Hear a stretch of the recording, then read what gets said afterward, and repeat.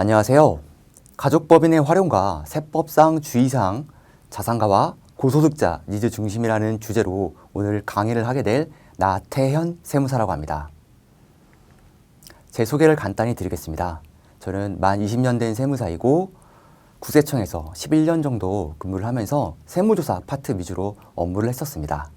그 뒤로는 3일회계 법인으로 이직을 해서 세무조사 지원팀에서 상무까지 7년 정도를 근무를 했었고, 현재는 세무법인 하나에서 가족법인 컨설팅 중심으로 업무를 하고 있습니다.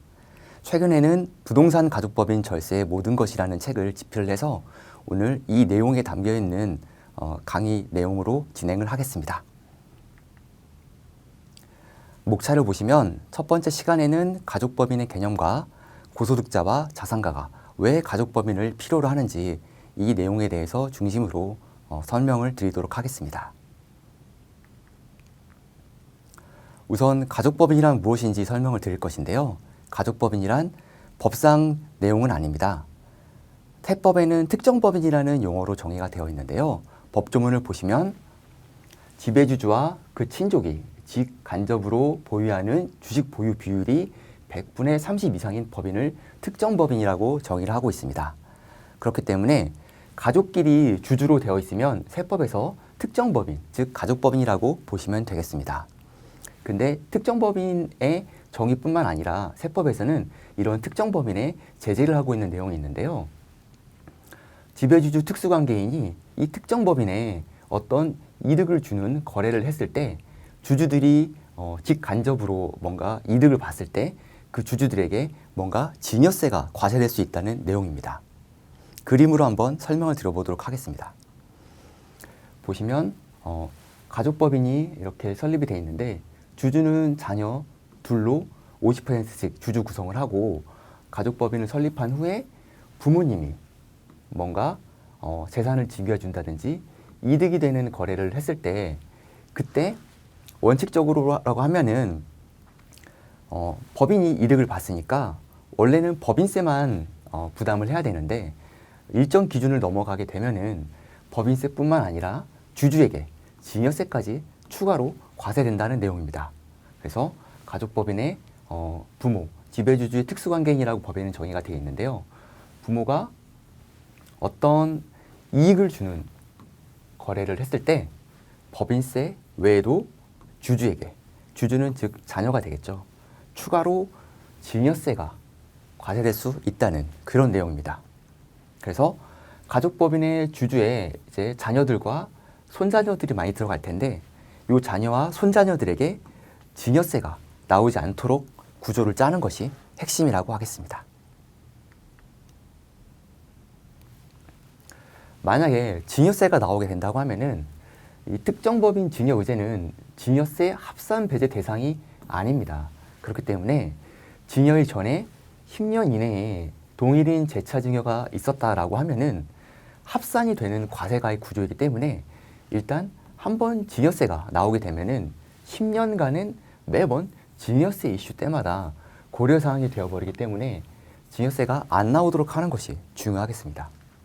그럼 언제 증여가 과세가 되느냐라고 하면은 특정 법인의 주주가 증여받은 것으로 보는 경우는 아무 때만 증여세를 매기는 것이 아니라 증여 의제 이익이 1억 원 이상인 경우로 한정을 하고 있습니다.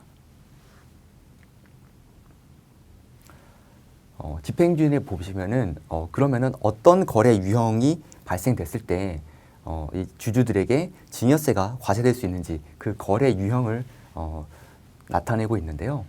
여기서 특정 법인의 주주와 특수관계자, 요게 이제 부모가 될 것이고요. 부모가 이 자녀법인인 특정 법인에 뭔가 이득되는 거래를 하는데 그 이득되는 거래 유형이 정해져 있습니다. 그래서 뭔가 무상으로 주든가 아니면은 고가 거래, 저가 거래를 통해서 뭔가 이득을 주든지, 아니면 자본 거래를 통해서 이득을 줄 수도 있고 채무 면제 등을 통해서 이득을 줄 수도 있습니다. 요거가 이제 정해져 있는 거래 유형인데요. 이런 식으로 거래에 대한 이익을 몰아줬을 때 법인세가 나오지만 이 자녀법인의 주주인, 이 자녀들이 주주로 있을 텐데 이 주주들에게 이 이익의 증여 요건에 해당될 때 증여세가 추가로 나온다는 그런 내용입니다. 그러면 주주별 증여의제 금액은 어떻게 되느냐라고 했을 때 그렇게 자녀법인, 그 자녀법인에게 이익이 간 거에서 일단 법인세 상당액은 부담이 된 거는 빠집니다. 빠지고 거기서 각 주주가 주주 지분율만큼 갖고 있는 것을 곱해서 주주별 증여의제 금액을 구합니다. 그래서 이 주주별 증여의제 금액이 1억이 넘게 되면은 그때 증여세 과세 요건이 되는 것입니다. 근데 여기서 법인세 상당액이라는 것을 보면은 특정 법인의 법인세 산출세액이 나오는데 거기서 각 사업년도 소득 금액 중에 특정 법인의 그 이익으로 되어 있는 비율만큼만 발라내서 그 부분만 차감을 해준다는 뜻입니다. 그리고 여기 보면은 주주별 증여세 한도라는 것이 있는데요. 우리가 그냥 주주가 그냥 증여받았을 때보다 추가로 증여세나 법인세가 더 세부담이 되면 안 되기 때문에 특정 법인의 이익에 주식 보유 비율 곱한 것에 대한 증여세에서 법인세 부담했었던 이 부분을 차감한 것을 한도로 부담하기 때문에 법인세와 증여세 둘 다 합한 것이 원래 주주가 그냥 증여받았을 때의 증여세보다 더 커지지 않도록 하겠다는 그런 내용이라고 보시면 되겠습니다. 그러면 가족법인을 만드는 이유가 뭘까 이제 궁금하실 텐데요.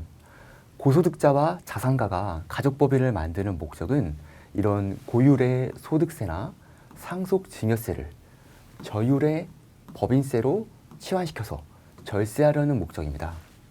그래서 우리가 과세표준이 10억을 초과할 때 소득세는 최고 세율이 지방소득세까지 포함해서 49.5%를 부담하게 됩니다. 그리고 상속증여세도 과표가 30억을 초과하게 되면은 최고 세율이 50%나 됩니다.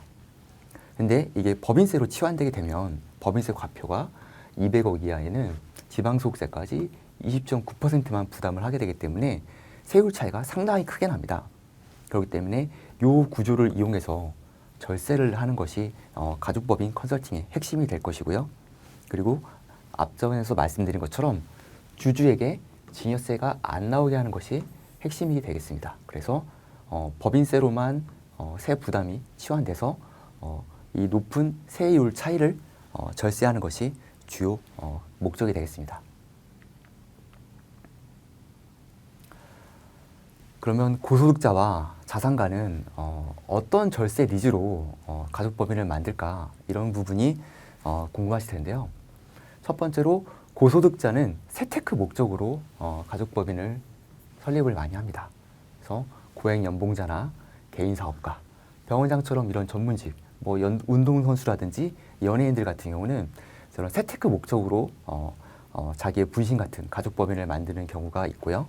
그 다음 두 번째로는 자산가들이 상속을 사전 대비하기 위한 자산 승계 목적으로 가족법인을 많이 만듭니다. 그리고 법인의 가업 승계가 안 될 때 그 가업 승계의 대안으로서의 수단으로서도 역할을 할 수가 있습니다. 자세히 하나씩 살펴보도록 하겠습니다.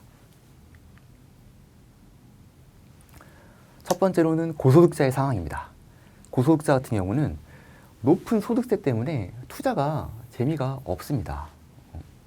고액연봉자라든지 이런 병원장, 연예인 이런 분들은 이미 소득을 높게 벌고 있기 때문에 높은 세율을 이미 적용을 받고 있습니다. 그렇기 때문에 세금 다 내고 힘들게 모은 돈으로 뭔가 부동산을 취득한다든지 그래서 임대소득이 발생되거나 아니면 금융투자를 해서 이자 배당이 내 기존 소득에 더해지는 순간 소득이 합산이 되겠죠. 그래서 고율의 소득세가 똑같이 적용이 돼버리면은 최고 세율이 적용되면 49.5%가 적용이 되기 때문에 내가 힘들게 재테크해서 뭔가 부동산을 취득해서 임대소득이 발생했는데 임대소득마저 절반이 세금으로 나가면 너무 부담이 크고 그 다음에 종합소득세에 건강보험까지 연동이 되는 부분이 있어서 세금과 건강보험이 누진돼서 임대소득이나 이자 배당 소득이 늘어갈수록 투자 수익률이 매우 낮아집니다. 그렇기 때문에 가족법인을 세워서 이 부분을 좀 타개해보는 수단으로 쓰고 있습니다. 그래서 가족법인을 활용하게 되면은 세후 소득을 올릴 수가 있고 자산 축적을 증진시킬 수가 있기 때문에 이를 이용한 세테크 목적이 되겠습니다. 그럼 어떤 식으로 하느냐? 가족법인을 설립해서 법인으로 부동산을 취득을 하고 임대소득을 이런 낮은 법인세율만 부담하면서 법인에 귀속을 시키는 겁니다. 그러면은 법인세율은 과표 200억까지는 20.9%이기 때문에 훨씬 낮은 세금만 부담하면서 세후소득을 올릴 수가 있겠죠. 그리고 ETF나 이런 금융투자도 가족법인으로 분리를 해서 금융소득 종합과세를 피할 수가 있습니다. 저희가 소득세 같은 경우에는 1년 동안 발생된 소득을 무조건 합산해서 신고를 해야 됩니다. 반면에 법인은 이런 세후소득을 잉여금으로 저장을 해두고 개인 소득이 없는 다른 연도에 내가 급여나 배당으로 저율로 분산해서 인출이 가능합니다. 그렇기 때문에 법인에서 발생된 소득도 뭐 귀속을 일부러 임의적으로 조절할 수는 없지만 법인세 자체가 낮은 세율이기 때문에 법인에다가 잉여금으로서 저장을 해놓고 내가 은퇴한다든지 내가 소득이 없게 된 그런 때에 그때 급여와 배당으로 분산해서 인출하면은 저율의 소득세만 부담을 하면서 법인에서 자금을 빼올 수 있기 때문에 더 효율적입니다. 그리고 가족까지 추가로 활용해서 가족 인별로 분산시켜서 급여나 배당으로 쪼개서 받으면은 더 높은 절세 효율이 가능합니다. 그리고 가족법인으로 건물 투자했을 때 정말 절세 효과가 크게 나오는 부분이 있는데요. 이 건물 매각 차익에 대해서 최대 절세 효과가 발생이 됩니다. 건물을 오랫동안 장기 보유하게 되면은 매각 차익은 건물가에 따라 다르겠지만 크게는 수십억 단위도 차이가 납니다. 근데 양도세 같은 경우에는 매각 차익이 10억이 넘게 되면은 최고 세율 49.5%가 적용이 됩니다. 근데 만약에 건물 매각 차익이 가족법인으로 기속될 경우에는 똑같이 과표 200억까지는 20.9%만 적용이 됩니다. 그래서 세율 차이가 절반도 넘게 차이가 나기 때문에 이렇게 절세된 세후소득을 활용해서 오히려 상급지 물건으로 부동산 재투자가 가능한 그런 장점이 있습니다. 그리고 만약에 개인으로 건물을 팔았을 때 양도세 납부를 하실 텐데 양도세 납부에 또 많은 현금이 있을 겁니다. 근데 고령의 자산가라고 하면은 이 남은 현금이 다시 또 상속으로 이어지게 되는데요. 상속세 최고 세율도 30억이 넘게 되면은 50%가 적용이 됩니다. 다시. 그렇기 때문에 양도세를 거의 매각 차익의 절반을 이제 세금을 내고 또 남은 현금에서 50%를 또 상속세를 나게 되면은 매각액의 4분의 1만 진짜 승계될 수가 있는 그런 안 좋은 현실이 발생될 수도 있습니다. 그래서 만약에 가족법인으로 이렇게 건물 투자했을 때 가족법인의 주주에 자녀들이 있는 경우에는 이런 매각 차익이 주주로 있는 자녀의 지분율만큼 상속 재산에서는 이미 빠지는 효과까지 있기 때문에 절세 효과가 상당히 소득세뿐만 아니라 이런 상속세 측면에서도 좋은 부분이 있습니다. 그 다음에는 고소득자를 첫 번째 말씀드렸고 다음으로는 자산 승계를 고민하는 자산가의 상황에서의 니즈입니다. 우리가 가족법인을 이용하지 않고 성전 자녀에게 직접 증여할 때는 여러 가지 문제점이 있습니다. 부모에게 10년 이내에 증여받는 가액 같은 경우에는 다 누적이 돼서 관리를 하기 때문에 누적돼서 누진 증여 세율이 적용이 됩니다. 그래서 10%에서 50% 사이의 세율로 적용이 되는데 쪼개서 증여를 받는다고 하더라도 전부 누적해서 합산이 되기 때문에 아무리 나눠서 받는다고 하더라도 이 자녀 입장에서는 고율의 증여세를 피할 수가 없습니다. 그리고 건물 증여 같은 경우에는 고액의 증여세가 나오겠죠. 그렇기 때문에 자녀가 이 세금 낼 돈이 없으면 건물을 받고 싶어도 받을 수가 없습니다. 그리고 상속으로 건물이 이전되는 경우에도 상속세 납부를 위해서 건물을 급히 팔아야 되는 경우가 다반사입니다. 그러면은 건물이 큰 경우에는 진짜 건물가의 절반이 세금으로 나갈 수도 있습니다. 그래서 자산을 지킬 수 없는 경우가 불상사가 발생이 많이 됩니다. 그리고 부모가 뭔가 자녀를 좀 도와주고 싶어서 부모 여윳돈을 자녀에게 뭔가 무이자로 빌려주려고 해도 금전무상 대여 이익이 개인에게 빌릴 때는 1천만 원 이상이면은 이런 무이자 혜택에 대한 증여세가 또 과세가 되기 때문에 자녀에게 뭔가 자산을 준다든지 뭔가 돈을 빌려줘서 좀 여유 있게 좀 쓸 수 있게 하려고 해도 제재 사항이 이렇게 많이 있습니다. 그러면 가족법인을 활용하면 어떤 점이 더 이득이 있을까? 이런 부분에 대해서 자산 승계에 상당한 장점이 있다는 것입니다. 그래서 건물뿐만이 아니라 가업 상속이 어려운 경우에는 중소법인의 지분 승계까지도 가족법을 이용해서 할 수 있는 장점이 있고, 자녀에게 직접 증여하는 것 대신 자녀를 주주로 한 가족법인에다가 자산을 증여하는 경우에는 증여세 대신 저율의 법인세가 적용되기 때문에 이렇게 세율 차이가 2배 이상 나는 효익을 누릴 수가 있습니다. 그리고 법인세 외에도 주주한테 증여세가 나올 수 있지만 법인을 활용했을 때 주주별 이익이 1억 원 이상인 경우에만 증여세가 과세되기 때문에 이 구조를 활용해서 다양한 절세 응용이 가능하겠습니다. 자산가 고객의 상담 중에 질문이 많이 들어오는데요. 그 중에서 베스트 질문 3가지를 소개해 보도록 하겠습니다. 법인에 건물을 넘기게 되면 임대소득으로 법인세가 내고 나중에 급여 배당 받으면 소득세를 또 부담하는데 이거 세금 더 많이 부담하는 거 아닌가, 이런 질문을 많이들 하시는데요. 고령의 자산가가 건물을 법인화하는 목적은 사실 자손들을 위한 자산 승계 목적입니다. 그렇기 때문에 소득세보다는 상속세를 미리 절감해서 건물을 유지할 수 있게 하는 것이 포인트라는 이 상속세로 포커스를 맞춰드립니다. 다시.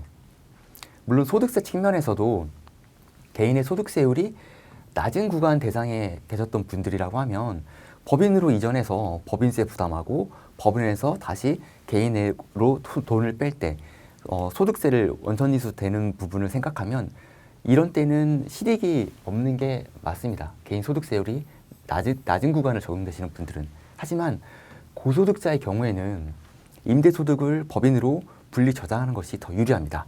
나중에 분할해서 인출했을 때는 소득세를 낮게 해가지고 분리를 할 수 있기 때문에 이런 것들이 응용이 가능하기 때문에 그런데요. 임대소득의 절세보다는 또 매각 차익의 양도세 절세 효과도 상당히 큽니다. 그래서 이런 어르신들이 왔을 때는 소득세 측면에서의 이런 부분도 설명을 드리지만 포커스는 상속세를 낮추는 게 포인트라는 점을 설명을 잘 드려야 되겠습니다. 그리고 가족법인으로 주택 취득해도 이득이냐, 이런 질문도 많이 하시는데요. 법인으로 주택을 취득하게 되면 득보다 실이 많습니다. 취득세도 중과세가 되고 종합부동산세, 그 다음에 토지 등 양도소득에 대한 법인세라고 해서 법인세 외에도 추가로 또 내는 세금이 있습니다. 그렇기 때문에 법인으로 주택을 뭔가 하려고 하실 분들에게는 이 부분에는 권하지 않습니다. 예외적으로 건설임대사업자 같은 경우에는 추천을 드리는 부분이 있는데요. 다가구 건물이나 이런 다세대 빌라 신축, 그다음에 임대 기숙사 이런 경우에는 종부세 합산 배제랑 토지 등 양도소득에 대한 법인세 제외, 취득세 감면, 이런 재산세 감면, 법인세 감면 이런 여러 세제 혜택들이 있기 때문에 법인을 이용해서 뭔가 주택을 신축해서 건설임대 사업자를 하시겠다라고 하시는 분들에게는 예외적으로 주택을 하더라도 이렇게 세제적인 혜택이 있다는 부분을 추가로 설명드렸습니다. 그리고 자산가 분들이 또 보면 자녀한테 집을 사주고 싶은데 가족법인에서 목돈을 이렇게 바로 빼도 되냐고 또 물어보시는 분이 있습니다. 근데 가족법인은 장기 운용 관점으로 가야 됩니다. 만약에 가족법인에서 건물 매각 차익이나 투자 수익이 났는데 이거를 목돈을 즉시 인출하게 되면은 법인세에도 인출할 때 소득세가 누진세율로 적용이 되기 때문에 오히려 손해입니다. 한 번에 큰 돈을 빼게 되면은 당연히 소득세가 높게 적용이 되겠죠. 그래서 자녀에게 뭔가 급히 돈을 줘야 된다든지 목돈 쓸 일이 가까운 시일 내에 예견돼 있으면 자산을 법인화하면 불리합니다. 법인에게 자산을 담게 되면은 일단 장기적으로 운영을 해서 소득세가 낮게 적용될 수 있을 때 분할해서 인출하는 것이 기본 컨셉이기 때문에 내가 소득이 있을 때 내지는 한 번에 높은 소득을 이제 법인에서 인출하게 되면은 소득세가 똑같이 높게 적용되기 때문에 절세 효과가 다 상쇄돼 버리기 때문에 좋지가 않습니다. 자, 이상으로 첫 번째 시간을 마치도록 하겠습니다. 감사합니다.